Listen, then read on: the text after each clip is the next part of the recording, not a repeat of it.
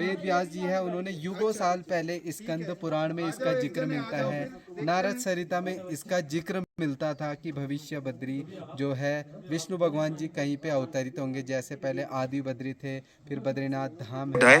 ये ऊपर से देखिए शीश आ रहा है और ये था तुम तबार मूर्ति कहते छोटे थे ये त्रिते पैदल पैदल रास्ता हुआ करता था, काफी टफ हुआ करता था। तो ये पूरी जो तपोवन घाटी है ना, आप ये मान के चलिए ये पूरी जगह स्वर्ग से कम नहीं है, क्योंकि इतनी शानदार लोकेशन आपको यहाँ पे देखने। हेलो सो गुड मॉर्निंग, नमस्ते, आपका स्वागत है मेरे गांव पुलना विलेज से। और मौसम कुछ ऐसा है, अभी धूप लग रही है, 9 बजने वाले हैं और मैं अपने टाइगर स्टार्ट करके जाने वाला हूँ भविष्य बद्री के लिए। पहले जोशीमठ पहुँचूँगा, रॉबिन पहुँचेगा जब, तो रॉबिन के साथ मैं जाने वाला हूँ आज भविष्य बद्री। देखो अभी धूप नहीं लगी है तो कैसा ट्रांजिशन आ रहा है। तो 9 साढ़े 9 बजे धूप आ जाती, 2 घंटे पहले विंटर से। और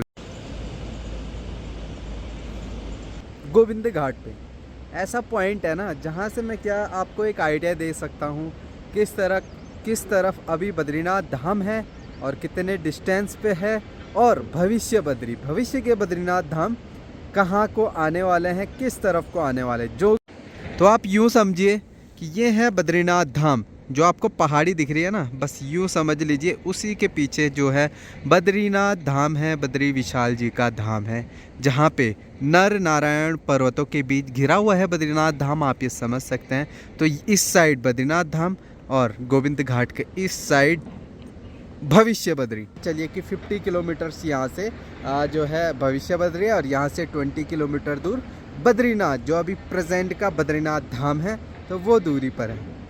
तो भाई ये देखिए बुरांस के फ्लावर ना, इस बार मुझे लोगों ने निकाले नहीं है, मुझे लग रहा बुरांस के फ्लावर, नहीं तो पूरा पेड़ खाली हो जाता, क्योंकि अब जो होते हैं फ्लावर थोड़े सड़ने लग जाते हैं। तो ऐसा होता है कि टाइम से पहले निकाल करके जूस बना दिया जाए तो अच्छा है। हमें भी समय ही नहीं मिल पा रहा कि हम जूस बना पाए। देखिए तो ये वाला पेड़ भी सुंदर सा लग रहा है, लाल।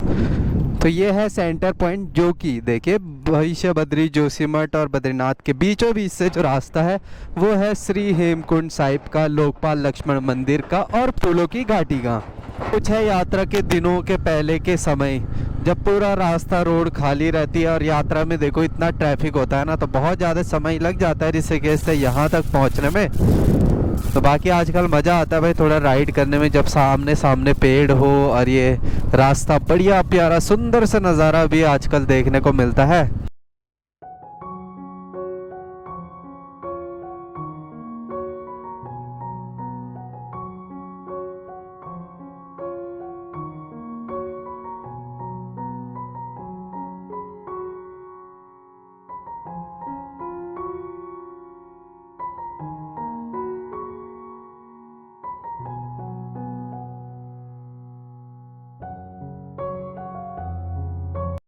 तो भाई ये पॉइंट आ गया बद्रीनाथ धाम, और यहाँ से वो देखो जोशीमठ का एरिया दिखेगा, यहाँ से आगे होगा भविष्य बद्री, तो हमने वहीं जाना है।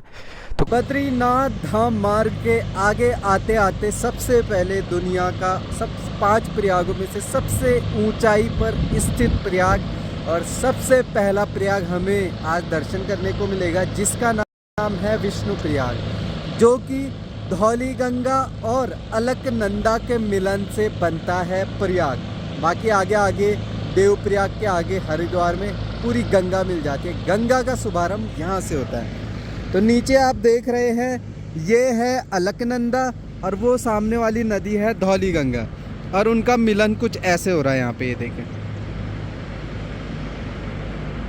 तो आप समझ सकते हैं जो धौली गंगा है इसी साइड जहाँ भविष्य बद्री है वहाँ से आती है, और ये प्रेजेंट का जो बद्रीनाथ धाम है अलकनंदा, तो वहाँ से आती है। तो आजकल नीला जल है, क्योंकि भाई यात्रा नहीं है तो चलना फिरना कम।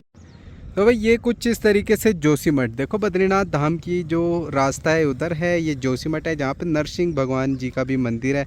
और कहते हैं कि भाई नरसिंह भगवान जी के दर्शन किए बिना बद्रीनाथ धाम के दर्शन नहीं होते हैं। तो इससे आगे जो है भविष्य बद्री के लिए जाएंगे हम इस वाली रोड से।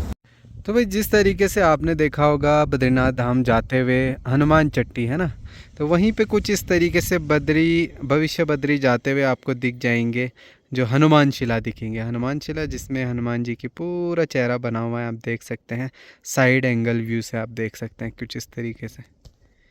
तो यहाँ पे ये भी मिल जाएंगे। सेम टू सेम रिपीट हो रही है जो लिखी गई है पुराणों में। और ये जो आप देख रहे हैं हनुमान शिला, ये आज की नहीं, ये मतलब समझिए कि जो लोगों ने देखना शुरू किया इनको उभरते हुए चेहरे के साथ, वो ज़्यादा टाइम नहीं हुआ, 2017-18 की बात है। तो भाई चलो रॉबिन भी पहुंच गया है, फ़िलहाल चलते हैं। और काफ़ी टाइम हो गया, अभी 12 बज चुके हैं। तो अभी भविष्य बद्री लगभग आधा एक घंटा लग जाएगा हमें, और 1 घंटा आने में। 3-4 बजे तक शाम को वापस आएंगे। चलो दर्शन कर ले, अब आगे निकलते हैं। और तो दोस्तों ये है रास्ता मलारी इंडो चाइना बॉर्डर का भी, नीति विलेज, तपोवन। मैंने हर जगह के बारे में एक थोड़ी बहुत हल्की अपनी तरफ से डिटेल्ड वीडियो बनाई हुई है। अगर आप सर्च करोगे मेरे चैनल पे तो शायद आपको इन नामों से मेरे जो है ब्लॉग मिल सकते हैं। तो वो यहीं पे है 2020 में जब आपदा आई थी। तो जो आप ये देख रखते हैं ना, बैराज जो बन रखा है, छोटा सा, लोग फंसे हुए थे। जो वीडियोस भी आपको शायद यूट्यूब में मिल जाएगी, मैं तो नहीं डाल सकता हूँ, बट वो काफ़ी दर्दनाक थी भाई। इसमें से जान बचाने के लिए लोग भाग रहे थे, बट पानी इसके भी ऊपर आया और सबको बहा करके ले गया। तो कुछ वो दुखद घटना थी जो मैंने अपने समय में देखी होगी। तो भाई जोशीमठ के बाद इस साइड आपको ना बड़ा गांव में भी आपको होम स्टे वगैरह, रूम्स वगैरह अवेलेबल हो जाएंगे अगर आप भविष्य बद्री के लिए आते हैं। और बाकी अभी चल करके देखते हैं, अगर वहाँ पे कोई अवेलेबिलिटी होती है तो मैं उसके बारे में भी ज़रूर आपको जानकारी दूंगा, ताकि आपको स्टे करने की ज़्यादा दिक्कत परेशानी का सामना ना करना पड़े।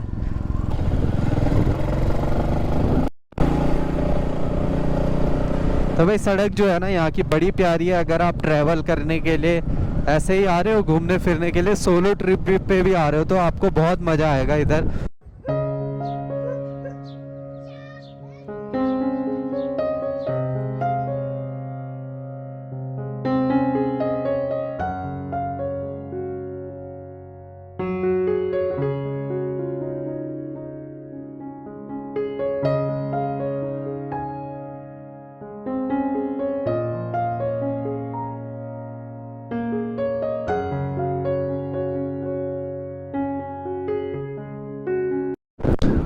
तो भाई ये देखिए यहाँ पे ना, अगर आपको नेचर के क्लोज रहना है तो यहाँ पे बहुत सारे स्टे वगैरह लोगों ने खोले हुए हैं। तो आप घूमने के पर्पज़ से अच्छे से टाइम निकाल करके आ सकते हो, राइड कर सकते हो, आपको मज़ा बहुत आएगा। लेकिन देखो तो भाई अभी हम पहुंचे तपोवन मार्केट से थोड़ा सा आगे, जहाँ पे भविष्य बद्री के लिए रास्ता जाता है ऊपर के लिए।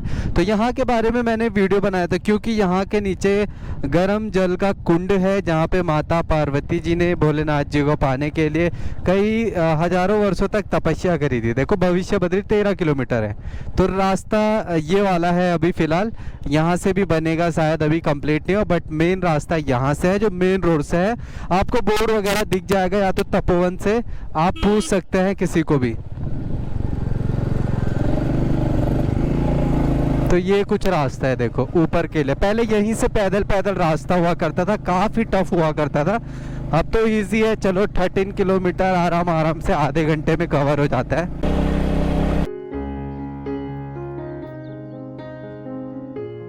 भविष्य बद्री के रास्ते में पड़ने वाले खूबसूरत से और प्यारे प्यारे गांव देखें।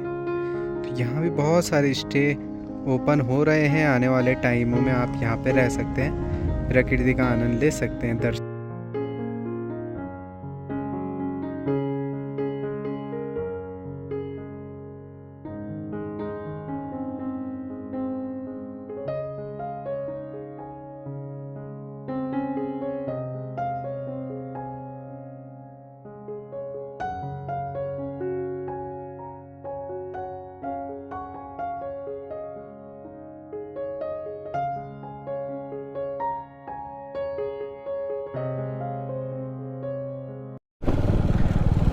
तो भाई कुछ इस तरीके से ऐसे लोकेशन भविष्य बद्री के रास्ते के ओर, और आगे आगे देखो खूबसूरत लोकेशन, खूबसूरत से गांव दिखेंगे। बट एक चीज़ है, यहाँ पे अभी जो सड़क है चौड़ी ना है, नहीं है, तो भाई थोड़ी डेंजरस है। लास्ट ईयर तो इतना ज़्यादा, जब हम बर्फ़ में आए थे तो बहुत बुरा हाल था रास्ते का। छोटे छोटे आपको झरने दिखेंगे, स्प्रिंग वाटर दिखेंगे, जिसमें आप नहा भी सकते। देखो वहाँ पे कुंड बन रखा ना, तो लोग वहाँ पे कपड़े वगैरह धो रहे हैं, पीने लायक पानी होगा। तो खूब तो भाई कुछ ऐसे घने जंगलों वाले बीच रास्ता है, इतना खतरनाक। देखिए चीड़ पेड़ है यहाँ पे बहुत सारे। लेकिन एक चीज़ यार, जो पिछले साल सड़क बनी ना, वो भी थोड़ी थोड़ी उखड़ने लगी। और ऐसे में स्किड होने का काफ़ी खतरा बना रहता है। तो बरसात के टाइम पे मैं चाहता हूँ कि आप लोग थोड़ा सा अवॉइड करें यहाँ आना जब तक रोड सही ना हो जाए। बाकी और टाइम आ सकते हो, क्योंकि कीचड़ में फिसलन होगी तो ज़्यादा डर है, क्योंकि अभी क्या है कि रेलिंग्स वगैरह बनी नहीं है प्रॉपरली, तो परेशानी तो आपको हो सकती है। अगर टू व्हीलर पहुँच चुके हैं यहाँ पे भविष्य बद्री पे, थोड़ा सा पैदल है, लगभग 300-400 मीटर होगा, आधा किलोमीटर मान के चलिए, जंगलों के बीचों बीच। ये देखो खूबसूरत सी लोकेशन, वहाँ पे है मंदिर जंगल के बीचों बीच।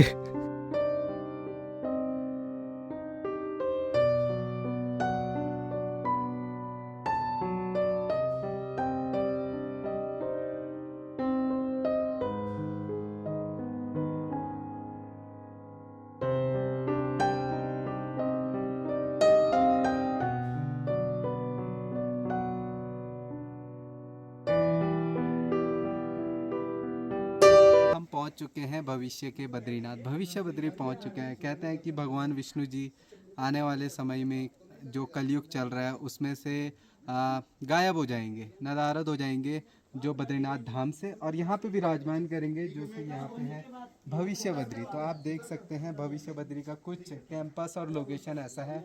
और आज इसके बारे में छोटी सी आपको जानकारी देना चाहता हूँ। ये ऐसा नहीं है कि भाई खुद ब खुद इंसानों ने खोजी होगी। वेद व्यास जी है, उन्होंने युगों साल पहले स्कंद पुराण में इसका जिक्र मिलता है। नारद सरिता में इसका जिक्र मिलता था कि भविष्य बद्री जो है विष्णु भगवान जी कहीं पे अवतरित होंगे। जैसे पहले आदि बद्री थे, फिर बद्रीनाथ धाम है, तो अब जो है भविष्य बद्री है। और इसका जो ताल्लुक है वो जुड़ा जाता है नरसिंह भगवान से, जो कि जोशीमठ में भी है। इसलिए कि नरसिंह भगवान की एक कलाई जो सिर्फ बाल के जो थिकनेस होती है उसके बराबर रह चुकी है। और हो सकता है अगर वो जिस दिन ऐसा ना हो, टूट गई, तो कहते हैं कि यहाँ पे भगवान फिर से जो है अवतरित होंगे पूर्ण तरीके से। अभी जो स्वयंभू हैं भगवान विष्णु भगवान, वो अवतरित हो रहे हैं। जो आकृतियाँ बन रही है पत्थर पे, वो धीरे धीरे धीरे उभर रही है, जिसमें आप सिग्निफिकेंट अमाउंट के आप आकृतियाँ देख सकते हो। उसको देख करके आप समझ सकते हो भगवान जी अवतरित हो रहे हैं। बाकी जब पूरा कंप्लीट हो जाएगा तो बद्रीनाथ धाम में जो नर नारायण पर्वत हैं, तो वो ऐसे बीच में चिपक जाएंगे, तो शायद रास्ता बंद होने की वजह से यहीं पे बद्री विशाल या विष्णु भगवान जी के दर्शन हो सकते हैं, जो कि भविष्य बद्री है। ये भगवान का यहाँ पर दर्पण बन रहा है, यह दर्पण बोला जाता है इनको। ये देखिए, ये भगवान का मुकुट है, ये ऊपर से देखिए शीश आ रहा है, और ये मस्तक है भगवान पर अभी बन रहा है यहाँ पर भगवान का स्वरूप। यहाँ पर भगवान जो है तो पद्म आसन में बैठ के भजन कर रहे हैं, पद्म आसन।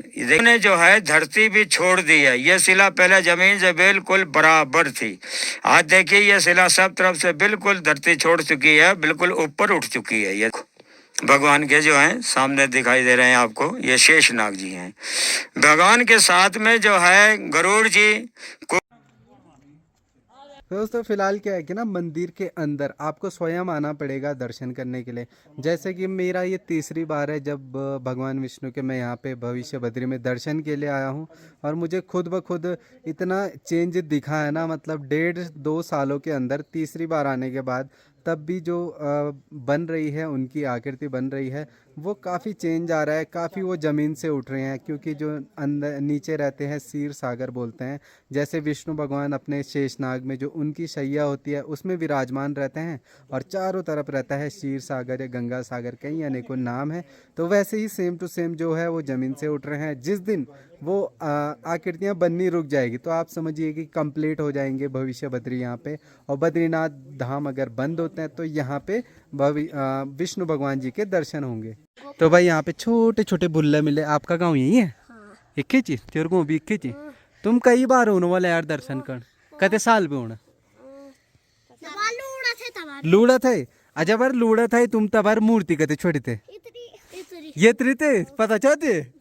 कितनी छोटी थी बता दो। अब कितनी है? तेरे से भी बड़ी। तो वह देखो बच्चे बता रहे हैं बचपन से उन्होंने मूर्ति देखी जो इतनी छोटी हुआ करती थी, आज तो इनसे भी बड़ी हो चुकी है। जो विष्णु भगवान उभर रहे हैं, आकृति उभर रही है। तो भाई आप भी आइए विटनेस, हर साल जब तक स्वयंभू हो रहे हैं, बढ़ते जा रहे हैं, तब तक आप भी देखें, आपको बहुत अच्छा लगेगा।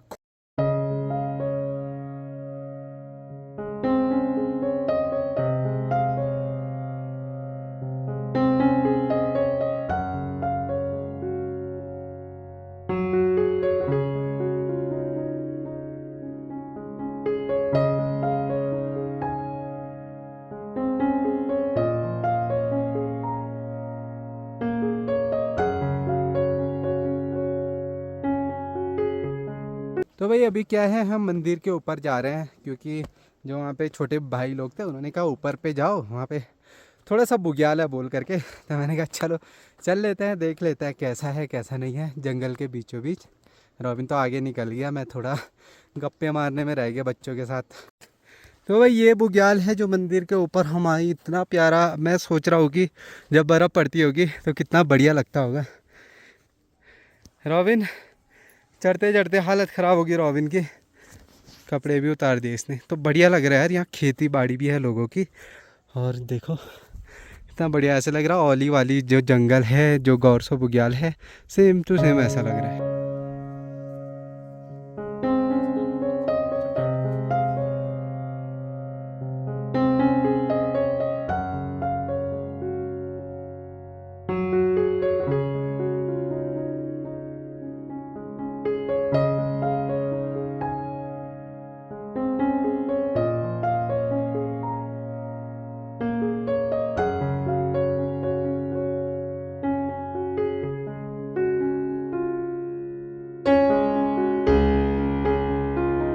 उम्मीद करता हूँ आपको अच्छे दर्शन हुए होंगे और लोकेशन भी पसंद आई होगी।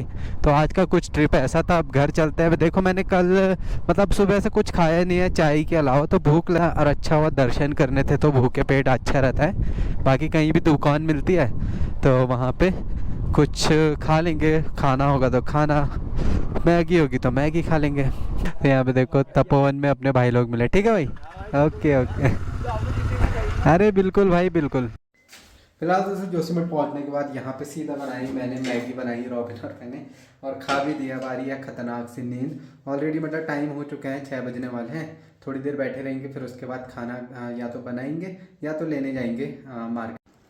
तो भाई देखिए अभी शाम के समय बारिश होने लगी है। अभी टाइम पता है ज़्यादा नहीं हो रहा है, लगभग 6:30 7 बजने वाले हैं। और इतनी ख़तरनाक तूफ़ान हुई ना कुछ देर पहले, देखो बारिश भी होने लगी। और मैं और रॉबिन देखिए खाना तो अब जाना पड़ रहा है मार्केट खाने के लिए।